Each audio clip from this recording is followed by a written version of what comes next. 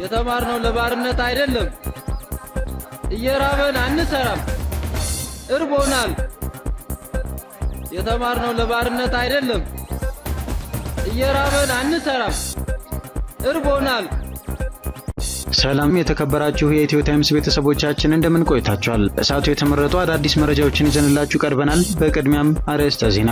መንግስት የጤና ባለሙያዎች ላቀረቡት ጥያቄ በአስቸኳይ ምላሽ እንዲሰጥ የኢትዮጵያ የጤና ባለሙያዎች ማህበር አሳሰበ። በዛሬው ዕለትም የሕክምና ባለሙያዎች ሰልፍ ማውጣታቸው የተነገረ ሲሆን የቀድሞው የሰላም ሚኒስትር ዴኤታ አቶ ታዬ ደንደአ በበኩላቸው በማህበራዊ የትስስር ገጻቸው ባስተላለፉት መልእክት የሐኪሞቻችን ጥያቄ የኛም ነው ብለዋል። ተጨማሪ አለን። ከሚያዝያ 2015 ዓ.ም ጀምሮ የትጥቅ ግጭት ውስጥ የገባው የአማራ ክልልን አብዛኛውን አካባቢ በመንግስት ቁጥጥር ስር እንደሚገኝ የመንግስት ኮሚኒኬሽን ጉዳዮች ሚኒስትሩ ዶክተር ለገሰ ቱሉ ተናገሩ። ክልሉ የህልውና አደጋ ውስጥ ገብቶ ነበር ያሉት የኮሚኒኬሽን ሚኒስትሩ በአሁኑ ጊዜ 90% የክልሉ አካባቢዎችን መንግስት መቆጣጠሩን ተናግረዋል። የፋኖ ኃይሎች በበኩላቸው ከ80% በላይ የክልሉ አካባቢው በእጃቸው እንደሆነ በተለያዩ ጊዜያት ሲናገሩ ተደምጠዋል። ዝርዝሩን አዘጋጅተናል። የአማራ ፋኖ አንድነት የመጨረሻው ደረጃ ላይ ደርሷል ሲል ሞገሴ ሽፈራው ገለጸ። የአማራ ፋኖ ወደ መናገሻ ከተማው አዲስ አበባ ለመግባት ይጠቀምባቸዋል የሚባሉ በሸዋ ቀጠና የሚገኙ ቁልፍ ቀጠናዎችን ለመያዝ እየሰራ እንደሚገኝ ተነግሯል ብሏል። ሌላኛው መረጃችን ነው። አልቡርሃን በፖርት ሱዳን ለተፈጸመው ጥቃት የበቀል እርምጃ ወስደው በድል እንደሚወጡት ተናገሩ። ጀነራሉ ባስተላለፉት የቪዲዮ መልእክት ከኋላቸው በጥቃቱ ከነደዱ የነዳጅ መጋዘኖች የሚወጣ ጭስ ይታይ ነበር። ሙሉ መረጃውን የምናስደምጣችሁ ይሆናል። ወደ ኢትዮ ታይምስ ቤተሰቦቻችን እነዚህንና ሌሎችም ያልተሰሙ አዳዲስ መረጃዎችን ለማድመጥ እስከ መጨረሻው ድረስ ላይክ፣ ሼር እና ሰብስክራይብ በማድረግ አብራችሁን እንድትቆዩ በአክብሮት እንጋብዛለን።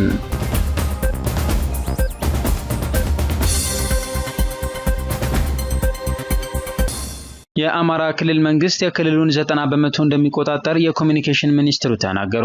ከሚያዝያ 2015 ዓ.ም ጀምሮ የትጥቅ ግጭት ውስጥ የገባው የአማራ ክልልን አብዛኛውን አካባቢ በመንግስት ቁጥጥር ስር እንደሚገኝ የመንግስት ኮሚኒኬሽን ጉዳዮች ሚኒስትሩ ዶክተር ለገሰ ቱሉ ተናገሩ።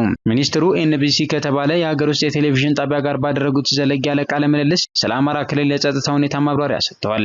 ክልሉ የህልውና አደጋ ውስጥ ገብቶ ነበር ያሉት የኮሚኒኬሽን ሚኒስትሩ በአሁኑ ጊዜ 90% የክልሉ አካባቢዎችን መንግስት መቆጣጠሩ ተናግረዋል። የፋኖ ኃይሎች በበኩላቸው ከ80% በላይ የክልሉ አካባቢው በእጃቸው እንደሆነ በተለያዩ ጊዜያት ሲናገሩ ተደምጠዋል። ባለፉት 2 ዓመታት በመንግስት ኃይሎችና በፋኖ ታጣቂዎች መካከል የሚካሄደው ግጭት አሁንም ድረስ መቀጠሉን ከሁለቱም ወገኖች የሚወጡ መረጃዎች ያመለክታሉ። ነገር ግን በአሁኑ ወቅት የክልሉ መንግስት ተጠናክሯል፣ አደረጃጀቱን እስከ ቀበሌ ያጠናክሯል። በአብዛኛው 90% በሚሆነው አካባቢ ክልሉ በራሱ ታጣቂ አስተዳደር የጸጥታ ሁኔታውን የሚቆጣጠርበት ሁኔታ ተፈጥሯል ሲሉ ሚኒስትሩ ተናግረዋል። ከቁጥጥር ውጭ የሆኑትን አካባቢዎችን በተመለከተ ደግሞ የቀሩትን የክልሉ የጸጥታ ኃይልና የፌዴራል ኃይል በጋራ ሆነው ችግሩን የሚፈቱበት ሁኔታ እየተፈጠረ ነው ብለዋል። በድርድርና ህግ በማስከበር እንቅስቃሴ በአብዛኛው የክልሉ አካባቢዎች ሰላማዊ ሁኔታ ተፈጥሯል ቢሉም ሚኒስትሩ የክልሉ ነዋሪዎች ግን ማህበራዊ እንቅስቃሴዎችን ጨምሮ የዕለት ከዕለት ህይወታቸው በግጭቱ መስተጓጎሉን ይናገራሉ። ሚኒስትሩ ከቴሌቪዥን ጣቢያው ጋር ባደረጉት ቆይታ አጠቃላይ የሀገሪቱን የሰላምና የጸጥታ ሁኔታ ያነሱ ሲሆን ኢትዮጵያ ወደ ተሟላ የሰላም ሁኔታ መጥታለች ሲሉ ሁለት የተቃረኑ ሀሳቦች መኖራቸውን ገልጸዋል።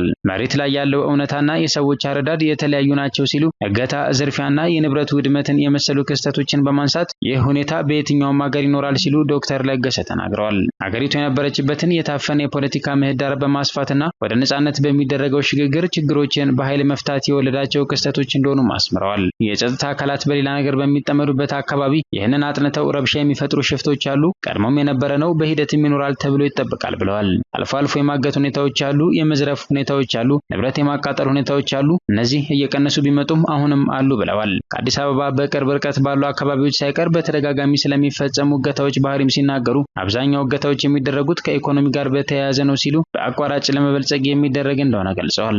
አልፎ አልፎ እገታዎች የፖለቲካ መልክ እንደሚሰጣቸው ያብራሩት ሚኒስትሩ ለዚህም ማሳያ አድርገው የአማራ ክልልን ያቀረቡ ሲሆን በአካባቢው የሚንቀሳቀሱ ታጣቂዎች ኃይላቸውን ለማሳየት ሲሉ እገታዎችን ይፈጽማሉ ብለዋል። ሚኒስትሩ እገታዎችን ለመከላከል የማህበረሰቡን የነቃ ተሳትፎ ደጋግመው ያነሱ ሲሆን ውስጣዊ ሁኔታውን በአብዛኛው የሚመለከተው ህብረተሰቡ ነው። ህብረተሰቡ የነቃ ተሳትፎ አካባቢውን የሚጠብቅ ካልሆነ በወታደራዊ ኃይል ሁሉንም አካባቢ መጠበቅ አይቻልም ሲሉ ተናግረዋል። የአማራ ፋኖ አንድነት የመጨረሻው ደረጃ ላይ ደርሷል ሲል ሞገሴ ሽፈራው ገለጸ። የአማራ ሕዝብ በከፍተኛ ጉጉት እየጠበቀው የሚገኘውና በአራቱም ግዛቶች የሚገኙ የፋኖ አደረጃጀቶችን ያጣምራል የተባለው አንድነት እየተሰራበት ይገኛል ያለው ሞገሴ፣ በመሆኑም የአማራ ፋኖ አንድ አደረጃጀት የመጨረሻውን ጥልቅ ውይይት እያደረጉ እንደሚገኙና እስካሁን አለመጠናቀቁና በማህበራዊ ሚዲያ እየተሰራጩ የሚገኙ የከሌ አሉባልታዎች ሐሰት መሆናቸው ተነግሯል ሲል ገልጿል። ሞገሴ ሽፈራው አክሎም ይሁን እንጂ የፋኖ አንድነት መታወጅን እኩል ከብልጽግና ጋር እየፈሩት የሚገኙት በፋኖ ላይ ነፍጥ በማንሳት የጦር መሪዎችን ማፈንና መግደልን ቀጥለዋል ያለ ሲሆን የአማራ ፋኖ ወደ መናገሻ ከተማው አዲስ አበባ ለመግባት ይጠቀምባቸዋል የሚባሉ በሸዋ ቀጠና የሚገኙ ቁልፍ ቀጠናዎችን ለመያዝና በአካባቢ የሚገኙ ለማጥፋት እየሰራ ይገኛል ብሏል። ከመንግስት ጋር በመናበብ ቦታውን ቀድሞ ለመያዝና የአማራ ፋኖን ጉዞ ለመግታት በፋኖ ላይ የከፈተው ጦርነት መቀጠሉ ተነግሯል ሲል ገልጿል። ከዚያ በመቀጠልም በሸዋ ግዛት የሚታወቀውን ከሰም ክፍለ ጦርን ለማጥቃት እንቅስቃሴ እንደጀመረ መነገሩን ጠቁሟል። መንግስት የጤና ባለሙያዎች ላቀረቡት ጥያቄ በአስቸኳይ ምላሽ እንዲሰጥ የኢትዮጵያ የጤና ባለሙያዎች ማህበር አሳሰበ። የጤና ባለሙያዎች ከደሞዝ ጭማሪና ጥቅማ ጥቅም ጋር ተያይዞ ለሚነሱ ጥያቄዎች ምላሽ እንዲሰጥ የሚጠይቅ የቅድመ ስራ ማቆም አድማ ሰልፎችን በመላው ኢትዮጵያ እያካሄዱ መሆኑን ተከትሎ የኢትዮጵያ የጤና ባለሙያዎች ማህበር መንግስት ለጥያቄያቸው በአስቸኳይ ምላሽ እንዲሰጥ አሳሰበ። የባለሙያዎቹ ንቅናቄም ሀገሪቱንና ማህበረሰቡን በማይጎዳ መልኩ መከናወን እንዳለበት አጽንኦት ሰጥቷል። ማህበሩ ዛሬ ሚያዝያ 29 ቀን 2017 ዓ.ም ባወጣው መግለጫ በጤና ባለሙያዎች የተነሱ ጥያቄዎች ተገቢ በመሆናቸው መንግስት አፋጣኝ መፍትሄዎችን መስጠት አለበት ብሏል። ማህበሩ እነዚህን ጥያቄዎች በተደጋጋሚ ለሚመለከታቸው የመንግስት አካላትና ከፍተኛ የመንግስት መስሪያ ቤቶች በተገቢው ህጋዊ መንገድ ማቅረቡን ገልጾ፣ ይሁን እንጂ የጤና ባለሙያዎች የሚያነሱት ጥያቄ በአፋጣኝና በተገቢው መንገድ ምላሽ ስላልተሰጠው የጤና ባለሙያዎች በተለያዩ መንገዶች መብታቸውን እየጠየቁ ነው ሲል ገልጿል። ማህበሩ ለተነሳው እንቅስቃሴ ድጋፉን ሲገልጽ የጤና ባለሙያዎች መብታቸውን ለማስከበር የሚያደርጉትን እንቅስቃሴ ይደግፋል፣ እውቅናም ይሰጣል ብሏል። ነገር ግን በኃላፊነት መከናወን እንዳለበት አጽንኦት ሰጥቷል። ማህበሩ አክሎም መንግስት በጤና ባለሙያዎች የሚነሱ ጥያቄዎችን ችላ ማለቱን እንዲያቆምና ለሀገሪቱ ችግር ከመፍጠሩ በፊት ተገቢውን ትኩረትና ምላሽ እንዲሰጥ አጥብቆ አሳስቧል። መግለጫው የወጣው በመላው ኢትዮጵያ የሚገኙ የጤና ባለሙያዎች ትናንት ማክሰኞ ዕለት የቅድመ አድማ ሰልፎችን ማካሄዳቸውን ተከትሎ ነው። የማህበራዊ ሚዲያ ልጥፎች እንደሚያሳዩት ሰልፈኞቹ ዝምታ ይበቃል፣ ችግሮቻችንን ስሙ፣ አስቸኳይ መፍትሄ እንሻለን፣ ህይወታችን ዋጋ አለውና አሁን ወይም መቼም የሚሉ መፈክሮችን ይዘው ታይተዋል። እነዚህ የተካሄዱት ሰልፎች ሰፋ ላለው ሀገር አቀፍ ዘመቻ አካል ሲሆኑ ሄልዝ ወርከርስ ማተር እና ሄልዝ ወርከርስ ፌርሊ በሚሉ ሃሽታጎች ስር እያደገ የመጣውን የማህበራዊ ሚዲያ እንቅስቃሴ ተከትሎም ነው። ይህም ባለፉት 5 ዓመታት የተነሱትን ጥያቄዎች ያስተጋባ ንቅናቄ ነው። አዘጋጆቹ 10 ቁልፍ ጥያቄዎችን የያዘ ደብዳቤ ለባለስልጣናት ለማቅረብ መዘጋጀታቸውን ገልጸው ጥሪዎቻቸው ምላሽ ካላገኙ የስራ ማቆም አድማ ሊፈጸም እንደሚችል አስጠንቅቀዋል። የእውቅና አለመኖርና የኑሮ ውድነት መጨመሩ በተቀናጀ መልኩ የማህበራዊ ሚዲያ ዘመቻ እንድናካሄድ አነሳስቶናል ሲሉ አንድ የጤና ባለሙያ ተናግረዋል። ጉዳዩ የፖለቲካ ሳይሆን የመብት ጥያቄ ጉዳይ ብቻ ነው ብለዋል። የመጀመሪያውና ዋነኛው ጥያቄ የጤና ባለሙያዎች ገቢ ከስራቸው ጋር ሲነጻጸር ዝቅተኛ መሆኑና ከኑሮ ውድነት ጋር የማይመጣጠን መሆኑ ነው ብለዋል። የኢትዮጵያ የጤና ባለሙያዎች ንቅናቄ በሳምንቱ መጨረሻ ላይ በጻፈው ግልጽ ደብዳቤ ሚኒስትሩ ለ12 ቁልፍ ጥያቄዎች ምላሽ እንዲሰጥ እስከ ግንቦት 3 ድረስ ቀነ ገደብ ሰጥቷል። ደብዳቤው አስደሳች ምላሽ ካላገኘን ተገቢውን ህጋዊ እርምጃ ለመውሰድ ዝግጁ ነን ብሏል። ደብዳቤው ዝቅተኛ ደሞዝ፣ በቂ ያልሆነ መኖሪያ ቤት፣ የህክምና ሽፋን እጥረት፣ ባለሙያዎቹ ከሰብአዊ ክብር በታች የሆነ ኑሮ እንዲኖሩ የሚያስገድዷቸው ሁኔታዎች ናቸው ሲል የረጅም ጊዜ ቅሬታዎችን በአጽንኦት ጠቅሷል። በተጨማሪም የምስራቅ አፍሪካን መስፈርቶች መሰረት ያደረገ የደሞዝ ክፍያ፣ የተመጣጠነ የትርፍ ሰዓት ክፍያ፣ የመኖሪያ ቤትና የትራንስፖርት ክፍያ እንዲሁም በአስተዳደራዊ ወይም በጸጥታ አካላት ለሚደርስ በደል ህጋዊ ተጠያቂነትን ጨምሮ የፖሊሲ ማሻሻያዎች እንዲካሄዱ ጥሪ አቅርቧል። በተያያዘ ዜና በተለያዩ የአገሪቱ ከተሞች የሚኖሩ የጤና ባለሙያዎች ተቃውሟቸውን ማሰማታቸውንና የቅድመ ስራ ማቆም ማስጠንቀቂያ ሰልፍ ማድረጋቸውን ቀጥለዋል። ለአብነትም በባህር ዳር ከተማ ጥበበ ግዮን ሆስፒታል የሚሰሩ ሐኪሞች የመጨረሻው ቀን ማለትም ግንቦት 3 6 ቀናት ብቻ እንደቀሩት በመግለጽና የተማርነው ለባርነት አይደለም፣ ህይወታችን ዋጋ አለው፣ እየራበን አንሰራም፣ ርቦናል የሚሉ መፈክሮችን በማሰማት የቅድመ ስራ ማቆም ሰልፍ አካሂደዋል።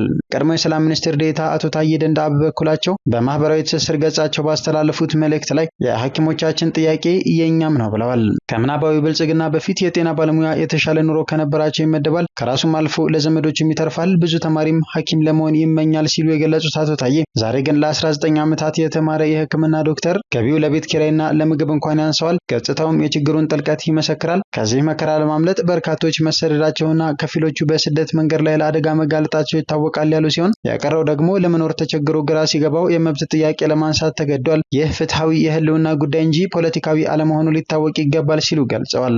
በእርግጥ ይህ የሐኪሞች መከራ በህዝብና በሀገር ኪሳራ ለበለጸጉት ቀልድና ጨዋታ ይመስላል ያሉት አቶ ታዬ ደንደአ ለእነሱ ጉንፋን ምርመራው በዱባይ ሕክምናው በባንኮክ ሊደረግ ይችላል። የኢትዮጵያ ሐኪሞች ጉዳት ከብልጽግና አውሮፕላን ውጭ ያለውንና በ21ኛው ክፍለ ዘመን በኮሌራ የሚሞተውን ህዝብ ይመለከታል ብለዋል። አክለውም ህዝቡ ለራሱ ሲል የሐኪሞቹ ጥያቄ ይመለስ ዘንድ መተባበር ግድ ይለዋል ያሉ ሲሆን ፍትህ በችርቻሮ የለምና የአንዳችን ጥያቄ የሁላችንም መሆን ይኖርበታል በማለት ከጤና ባለሙያዎች ጎን መቆም እንደሚገባ ገልጸዋል።